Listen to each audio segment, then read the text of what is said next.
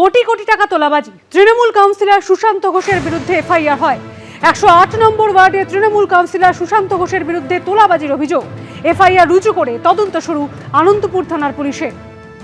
কোটি কোটি টাকা তোলাবাজির অভিযোগ এবং এই অভিযোগের ভিত্তিতে তৃণমূল কাউন্সিলর সুশান্ত ঘোষের বিরুদ্ধে এফআইআর হয়। 108 নম্বর ওয়ার্ডে তৃণমূল কাউন্সিলর সুশান্ত ঘোষ, তার বিরুদ্ধে তোলাবাজির অভিযোগ রয়েছে এবং এই অভিযোগের ভিত্তিতে এফআইআর হয়। এফআইআর রুজু করে তদন্ত শুরু করেছে আনন্দপুর থানার পুলিশ।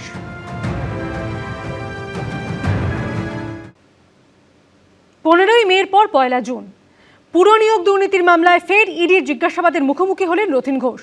2009 থেকে 2020 সাল পর্যন্ত তৃণমূল পরিচালিত মধ্যমগ্রাম পুরসভার চেয়ারম্যান ছিলেন রথীন ঘোষ। ইডি সূত্রে দাবি, 2014 থেকে 2018-র মধ্যে ওই পুরসভা নিয়োগে বড়সড় দুর্নীতি হয়েছে। পুর নিয়োগ দুর্নীতির মামলায় সোমবার ফের প্রাক্তন খাদ্যমন্ত্রী ও তৃণমূল বিধায়ক রথীন ঘোষকে ম্যারাথন জিজ্ঞাসাবাদ করল ইডি। সোমবার সকাল 11:30 নাগাদ ইডি দফতরে ঢোকেন রথীন ঘোষ। ডেকেছে, এসছি, কিছু ডকুমেন্ট চেয়েছিল, সেগুলো নিয়ে এসছি। ওই ইনকাম ট্যাক্সের রিটার্ন এসবগুলো। এপ্রিল মাসে 2 বার এবং মে মাসে 4 বার, অর্থাৎ মোট 6 বার তলবে মাত্র 2 বার হাজিরা দিয়েছেন রথীন ঘোষ। 11ই মে প্রাক্তন দমকল মন্ত্রী সুজিত বসু গ্রেফতার হওয়ার পর 15ই মে প্রথমবার পুর নিয়োগ দুর্নীতি মামলায় ইডি দফতরে হাজিরা দেন।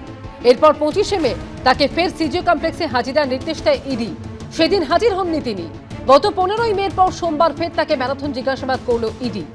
কর্মফল তাড়া করছে, এখন কার ঘাড়ে চাপবে, কাকে ছেড়ে দেবে সেটা কর্মফলই জানে, আর প্রশাসন জানে, বা ওই এজেন্সিরা জানে, আমরা জানি না। তবে আমরা বলবো যে ধরলে বা ছাড়লে যাই করুন না কেন, তার যেন একটা সাজা হয়, বা যারা প্রকৃত দোষী তাদের যেন ছাড়া হয়। এই ধরা ছাড়ার ছেলে খেলা দেখতে দেখতে বাঙালি ক্লান্ত, আমাদের কোনো উৎসাহ নেই। 2023-এর 5ই অক্টোবর পুর নিয়োগ দুর্নীতির মামলায় তৎকালীন খাদ্যমন্ত্রী রথীন ঘোষের বাড়িতে তল্লাশি চালায় ইডি। চলে ম্যারাথন জিজ্ঞাসাবাদও। 2009 থেকে 2020 সাল পর্যন্ত তৃণমূল পরিচালিত মধ্যমগ্রাম পুরসভার চেয়ারম্যান ছিলেন রথীন ঘোষ। ইডি সূত্রে দাবি, 2014 থেকে 2018-র মধ্যে ওই পুরসভাতেও নিয়োগে বড়সড় দুর্নীতি হয়েছে। প্রকাশ সিনহা, সত্যজিৎ বৈদ্য ও শিবাশিস মৌলিকের রিপোর্ট, এবিপি আনন্দ।